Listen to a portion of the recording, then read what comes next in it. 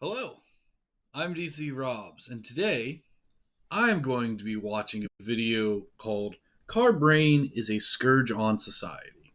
Now, the video that we're about to watch is done by a leftist.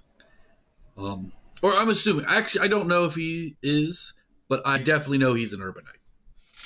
Um, he probably is. I'm not, let's be honest. His name is Ray Delaney, I believe. If I get his name wrong, I apologize. But I'm going to give a conservative's take on his video. Now, I've watched his stuff in the past, and I'll be honest, there's something about this style um, that I just don't understand. Right? This mode of thinking. It's not just him. There's also another channel called Not Just Bikes, which, for the record, go watch. Subscribe. I think it's important that we listen to the opinions of those we disagree with because we don't know everything, right? Maybe they are in possession of knowledge that I'm missing, and I believe we should cover all our bases. We should listen to each other. So, without further ado, I'm going to start this video, and I watched like the first 30 seconds of it. Figured I'd make a reaction video of it. But we'll go through this together and we'll find out. What is car brain? What is all this?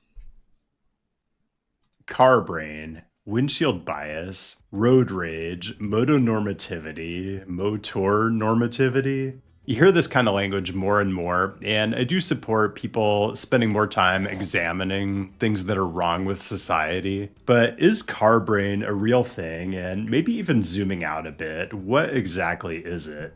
So we're going to do some exploration today and look at what the research actually says. But I do want to acknowledge that this is something that I've gotten a lot of viewer suggestions to cover, not the least of which is from Greg on my Patreon, who has had his share of Shout out to Greg. Thanks for your amazing idea. run-ins with this particular disorder, and he wonders just what is it that makes drivers throw common sense rules of decorum, manners, and respect out the window when they get behind the wheel of a 2-ton machine. So, I live in an area with terrible drivers. So, that is a good question. What would possibly cause that to happen?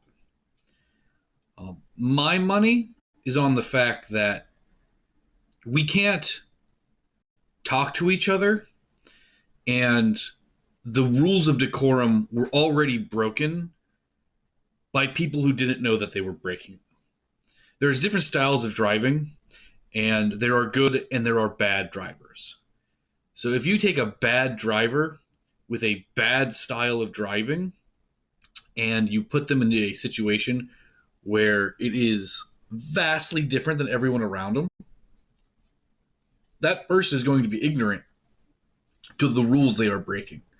Just like if you went to another country and you were invited to a family and, taking your shoes off at the door, not eating with your right hand, using the fork, things like that. So you combine that with the fact that the person doesn't realize. So I'm the person who cuts off someone. I might not realize I cut someone off. And that would be very frustrating to the person behind me. So the person behind me goes, well, fuck this asshole.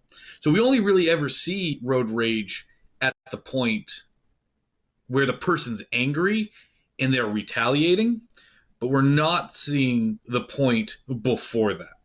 Now, I'm not saying it's good. I'm not saying it should happen. But in the real world, if I'm standing in line and then you cut in front of me, I'll be like, hey, get behind me, right? We got a line here. Now, you might do the right thing and say, oh, my bad. I completely missed that somehow. And you'd move. Or you don't move. At which point, now there needs to be enforcement of different kinds. But let's continue. Let's see what's happening.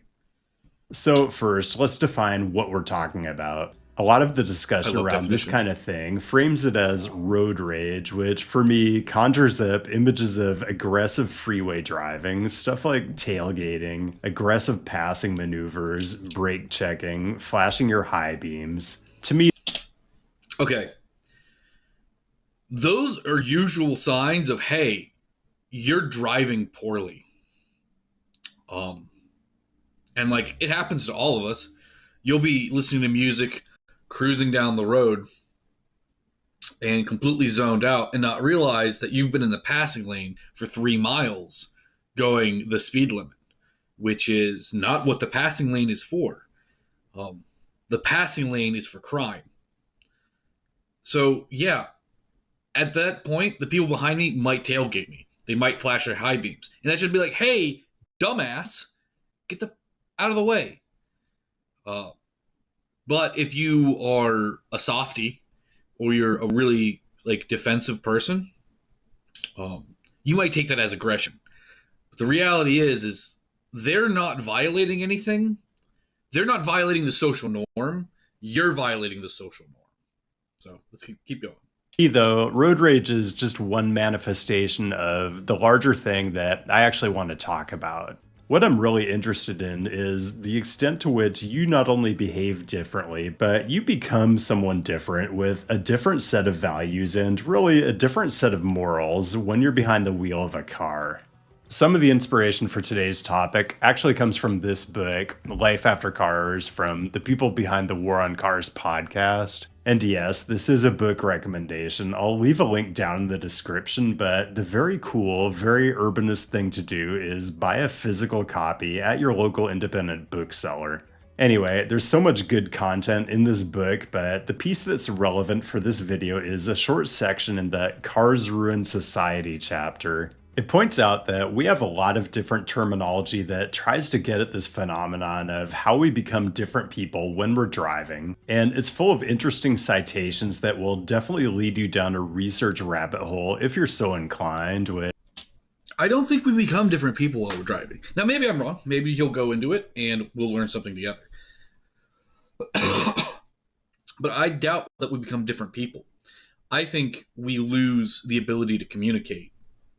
That ability to communicate then leads to wrongs not being redressed. And when the wrongs don't are being redressed, in combination with an inability to communicate, we end up with anger. I'm not saying that's good. You should never, drive. I've seen people drive horribly, like cutting each other off, brake checking, things like that. And it's not good because you're just putting the people around you in danger. And fantastic, but I don't think we fundamentally change. I think the people who would beat you up for cutting them in line are the same types of people who would try to push your car off the road if you're driving terribly.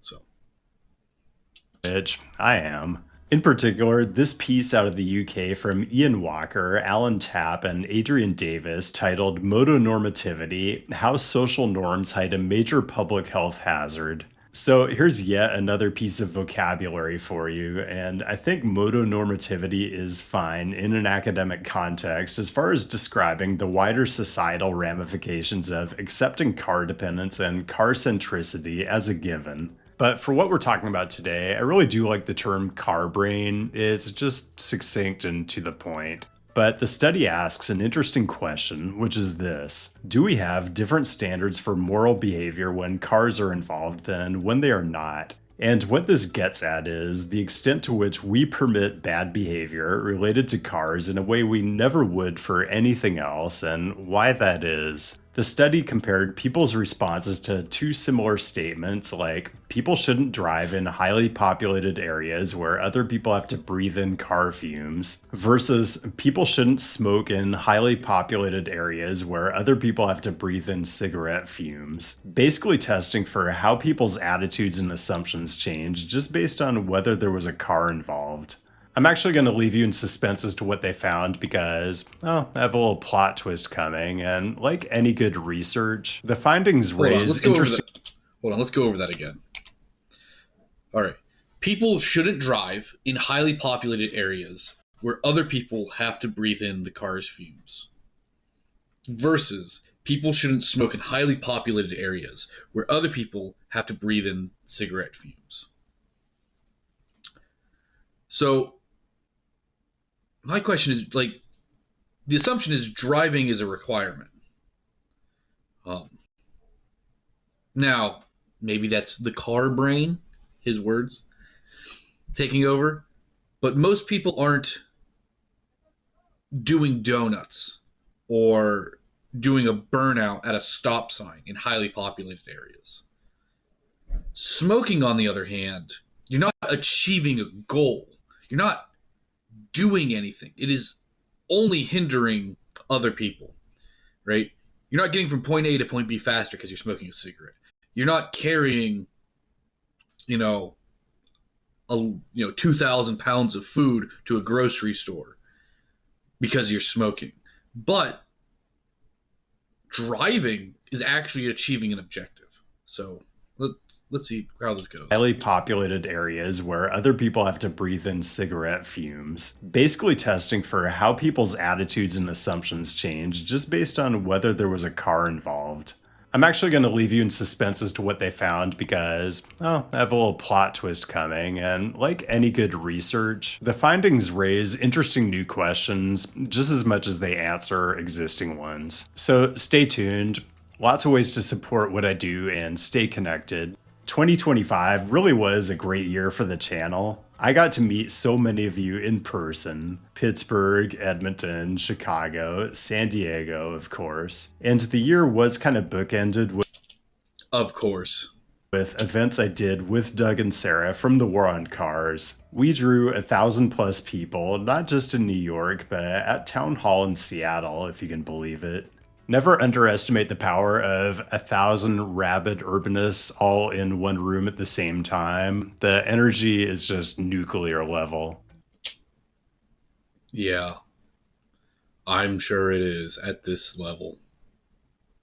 Okay, here's the piece of research For the record, I watch political content nonstop, so I'm not going to judge someone's excitement level. Okay, right? I'm just saying, you know, put some oomph, right? I don't know. Good for him. Honestly, though, I really do recommend subscribing to his channel. If you agree with him, then you agree with him, and you should subscribe. If you disagree with him, you should subscribe because he might know something you don't, and at least you'll be prepared to argue with him if it ever shows up. really want to highlight. It's from Dr. Tara Goddard, now at Cal Poly SLO, I believe, and it's called Windshield Bias, Car Brain, Motor Normativity, Different Names, Same Obscured Public Health Hazard. Dr. Goddard has been doing amazing research work for a while now. Link to this one is down in the description, and she's a good follow on Blue Sky too. The paper basically attempts to recreate Dr. Walker's UK study to see how well the findings are replicated when questions are tested on a US-based survey group. For some reason, academic papers by people who actually devote their lives to a particular field of study just don't get the same number of views as YouTube videos by people who don't really know what they're talking about. I don't know what to tell you. I don't make the rules. Become more charismatic, talk more, engage in conversations, right? In order to be able to do what he is doing, he has to expose himself to people like me, right? And at a certain point, if you don't need to do that, don't do that, right? But if you want to engage in the conversation, if you want to spread an idea, if you want to spread a message, then this is the new forum. This is the new town square. So I hope more academics start figuring out a way to get their information passed this way, right? I'm never going to read one of their, well, I can't say never. I've read a number of papers because I'm such a weird person. But most people aren't going to sit down and read an academic paper. They're not going to go through the sources. They're not going to read the charts and see how the data was collected. they have things to do, and learning those details isn't for them. So being able to package things up nicely and neatly and put it in a nice bow and send it out, that's what you need to be able to do. So hopefully we get more of that in the future. But you should go read this, and I understand academic papers are an acquired taste. They have a particular style and format that's almost designed to repel the lay reader. This includes a literature review up at the top that is supposed to show that the researcher has done their homework and reviewed and understood related research on the topic. It can be a bit dry and perfunctory, but there are usually some really good breadcrumbs in here that can deepen your understanding of the topic. And use words like perfunctory. So, for example, Coogan et al., examining behavioral and attitudinal differences among groups in their traffic safety culture, uses a sort of cluster analysis to show that idiotic drivers are not a monolith. The study actually finds three distinct groupings. One, Okay. overly confident risk seekers. Two, people who like to drive fast and invent post hoc justifications for it. And my favorite, people who just opt out of the shared values of society.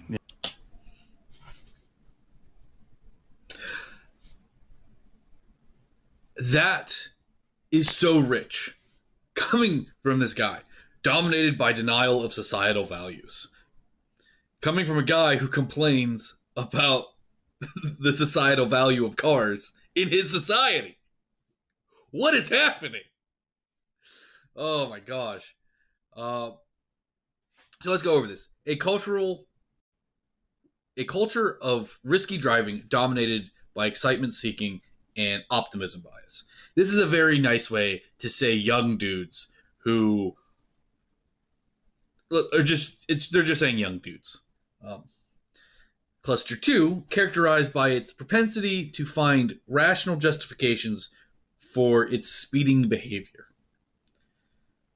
So I'm curious what they're drawing the line at road rages, or what exactly they're looking at.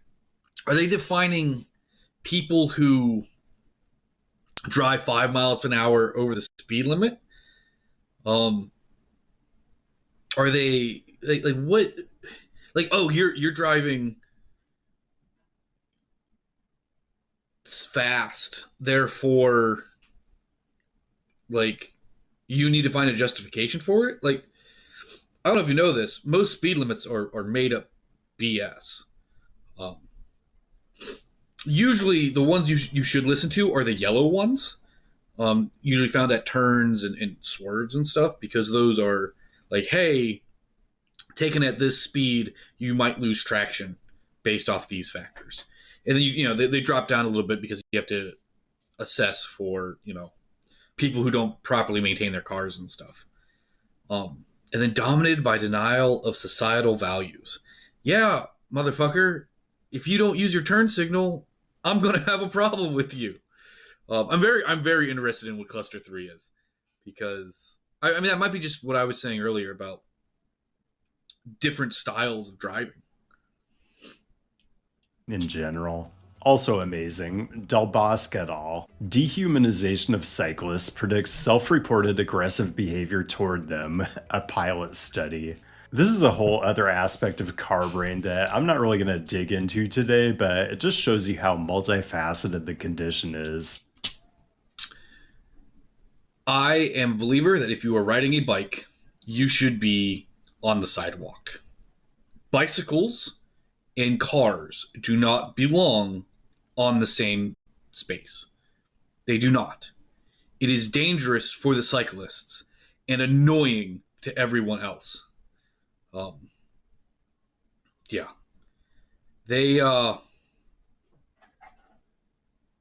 when I say they, I mean cities should make it so that cyclists are put onto the sidewalks where they can move at normal speeds.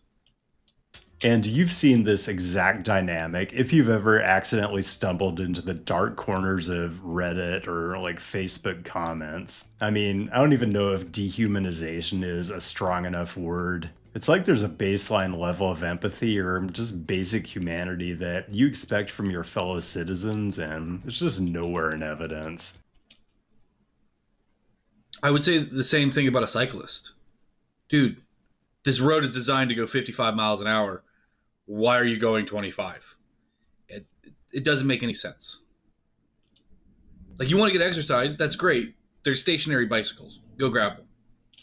Okay, let's get to the meat of this thing. The researchers designed 5 pairs of questions, very similar to the ones from the UK study, to tease out aspects of windshield bias, and one or the other question from each of the 5 pairs was randomly assigned to 400 survey participants, and I'm just going to hit the highlights. I love this one. Half the participants were asked if they agree with the statement, "If someone leaves their belongings on the street and they get stolen, it is their own fault for leaving them there, and the police should not be expected to act." And the other half were asked, "If someone leaves their car parked on the street and it gets stolen, it is their own fault for leaving it there, and the police should not be expected to act." Respond. Okay, hold on.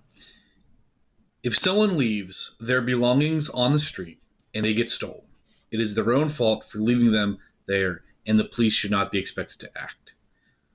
So I leave like a Rolex on the wall on the street. So something that isn't supposed to be there. Is it their own fault? Yes, I would say yes. That is reckless behavior, and not um not appropriate, right? You know what I mean? Like, that's that's just not where it belongs. Now, there's an argument to be made, like, if it's in your yard, I would say that there is a expectation of ownership. If I leave something in my yard, I expect someone not to just walk into it and steal it. At the same time, hey, you should probably take better care of your stuff. There are evil people in this world. So that's what I would say to that. If someone leaves their car parked on the street and it gets stolen, it is their own fault for leaving it there, and the police should not be expected to act. So, were they parked in a legal spot, right? Like, oh, his car was parked in the parking space, and his door was locked. Yeah, that is significantly different. Now, if he was parked in a fire lane and someone towed his vehicle, then yeah, it's the same idea. Things go where things are supposed to go. Things don't go where they're not supposed to go. So let's see how this goes. Let's back up a little. Were asked, "If someone leaves their car parked on the street and it gets stolen, it is their own fault for leaving it there, and the police should not be expected to act." Respondents were pretty split on the first statement, but when the personal property in question was a car, there was almost universal disagreement with the statement. Leaving your car out in public space unattended is just seen as categorically different from any other kind of personal property. On the one hand, it seems absurd. 'Cause it's locked. You could do the same thing with a bike, right? Oh, you left your bike parked in a bike stall and it got stolen despite the fact that you had to cut the lock off? Yeah, absolutely. I would expect the police to search for it. Now, let's say this person left their car running with it unlocked, then yeah, maybe the cops shouldn't show up. That was kind of stupid of you to do. But at the same time, it's also a battering ram that I can use to murder people. If you want examples, see France. And maybe unwarranted that cars are afforded this elevated status. But also, as someone who was a car owner for most of my life, including a Honda Accord that was broken into like 5 times, I can identify with the particular feeling of violation that comes with that kind of crime. It's someone entering your personal space, rummaging through it, or maybe even stealing it altogether. And I think that's an important part of Car Brain, the idea that the car isn't just a possession. It's an extension of your home, and for a lot of people, maybe even an extension of your identity. Here's another question pairing that had a huge divergence. Almost 80% of respondents strongly agreed with the statement, people should not smoke in highly populated areas where other people have to breathe in their cigarette smoke. The statement paired with it was, people should not drive in highly populated areas where other people have to breathe in their car fumes. And only 2.8% of respondents strongly agreed, which, given the sample size, was probably like 5 or 6 people. And they all probably watch this channel, so hey. In fact, less than 20% agreed with it at all.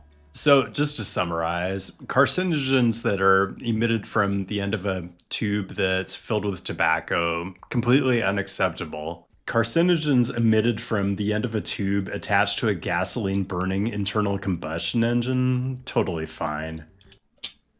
Yes, because of function and use. Listen, if cigarettes made you fly, I would be okay with people smoking cigarettes around me, right? Congratulations, you have the power to fly. Right? Cars are performing a service. Comment below if this is at all compelling to you. I'm actually kind of disappointed. Normally, his videos are significantly better than this. I mean, I guess I shouldn't say anything. I'm watching it, and he's more subscribers than me. But let me know. I assume the difference here is smoking cigarettes is considered discretionary, and we already prohibit smoking in a lot of places, where driving in our society is considered mandatory. It's non-negotiable. Cigarettes are a vice, but driving is almost a virtue. People going to work or shopping or school in their personal vehicle, they're just being productive citizens. And I think that's why That's what my argument was, so. brain or motonormativity exists, because for most Americans, a world without cars is unimaginable. They literally can't picture how life would work without them, so they never engage in any critical thinking about externalities or trade-offs the way they would with anything else that's obviously harmful, like cigarettes. Okay, before I move on, I do appreciate that you all watch my dumb YouTube videos. It keeps me entertained, but I also strongly encourage you all to read words written by smart humans. I always link my sources down the description, and special shout out to Dr. Tara Goddard and also Dr. David Levinson, the editor of Findings, the journal that published this piece. Dr. Levinson is an absolute giant in the field of transportation research. Is this not exhausting to you guys? So I am not a credentialist at all. I don't care. If you have a good idea, you have a good idea, right? We don't need 1,000 studies on the way ketchup comes out of a bottle, right? Some things you can just know intuitively. I understand this is their job. I respect the specialists required to do these things. I don't want to get rid of you guys. It's just having these conversations is crazy. It reminds me of the tablets you'll find of like ancient Sumerian leaders that they'll be like, you know,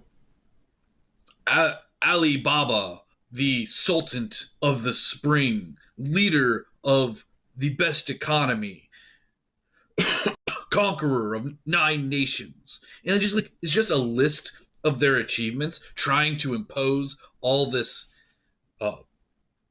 awe and wonderment. It's just like, bro, come on, get to the point. We get it. You're smart. Move on. And if you really want to nerd, the only thing I can think of is that it's because of low trust. Like, you live in a low trust area, so you need to like puff out your chest. Meanwhile, if you live in a smaller area where you know everyone, it's just like, yeah, that's Tim. We trust Tim. Tim's been right a lot. out, you wouldn't go too far wrong reading just about any of the books he's written. They're dense and rich, just the way I like it. Look, I think part of the reason we have so many terms for this whole phenomenon is that it really is complex and multifaceted, and I'll probably come back with another angle on it in a future video. Like, an aspect of car brain that fascinates me is the power dynamic between drivers and non-motorized users of our transportation system, aka people just walking and biking. I'm interested in the extent to which driving a car is literally a position of power. Not just metaphorically, I mean actual horsepower, and size, and weight, and ability to inflict damage. I'm interested in the way power dynamics play out on our transportation system because things like speeding, yielding behavior, observance of traffic controls, I see all of these as micro negotiations between different system users, and like any negotiation, the party with more power and with a disproportionate ability to inflict damage, especially when there's seemingly so little liability, well, that party usually ends up setting the terms. And when it comes to Yeah, that's reality. The gazelle doesn't really get to negotiate that much with the lion.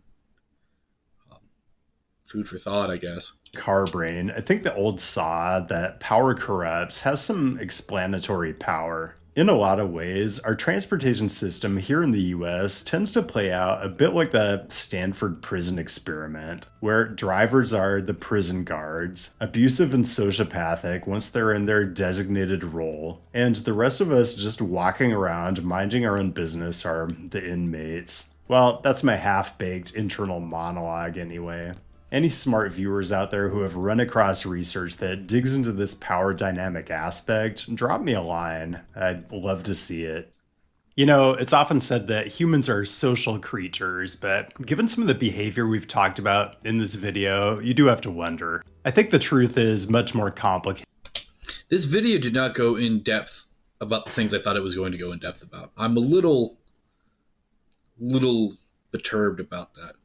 There's a whole spectrum of asocial or just socially awkward people. I may or may not be one of them. Now, social awkwardness can be debilitating, but it can also be highly entertaining. And with that, I have a content recommendation: The Dinner Plan. It's a very entertaining thriller comedy hybrid, and I don't want to give away too much of the plot, but our protagonist has to navigate a dinner party with his boss, his coworkers, and a pretty serious and violent food allergy. The Dinner Plan from creator Patrick Willems is a Nebula original, and I think it really sets a new standard for the kind of exclusive content. I didn't realize this guy was on Nebula. I have a Nebula subscription. You should also get one. It's fantastic. And you're going to find on the platform, not just because of how much of the cast you might recognize from other shows you've seen, but in terms of the writing and production quality. So you might come to Nebula for great city planning, architecture, and engineering related content, but there's so much more on the platform, and the Dinner Plan is really just the beginning of the narrative and comedy driven content you'll find on Nebula. There's just so much variety on the platform. Whether you're in the mood for niche urbanism stuff, or you want to see the newest jet lag installments before everyone else, Nebula has you covered. For me, personally, being on the platform has been completely essential in terms of growing my channel. I'll let you guess what I'm there for. I'm there for the history stuff And connecting with new audiences. So when you subscribe, yes, it means you get my content early and ad-free, but also subscribing really helps support what I do in a sustainable way. And it's also an investment in continuing to make the Nebula streaming experience itself better and better. Because yes, Nebula is kind of like Netflix for people who have an unhealthy fixation on trains, but on a deeper level, it's a home base for content that's a little more thoughtful, that's created by humans, for humans, which I think is more important than ever. And there's a pretty big idea behind all of it: raising the level of the entire platform and growing it into a prestige streaming service. So if you use my custom link down in the description, or the QR code right here on screen, you're gonna get the best deal. All the Nebula content for 50% off the regular price when you sign up for an annual subscription, or you can do a lifetime. All right, get a lifetime, pay the $500. It's completely worth it. I highly recommend it. I'm going to end the video here. I'll be honest, guys. I apologize. I was expecting something more entertaining. But they can't all be bangers. So I hope you guys have a good one. I'm DC Robs, reminding you, DC Robs. This is day 11 of talking politics for 365 days. I'll talk to you later.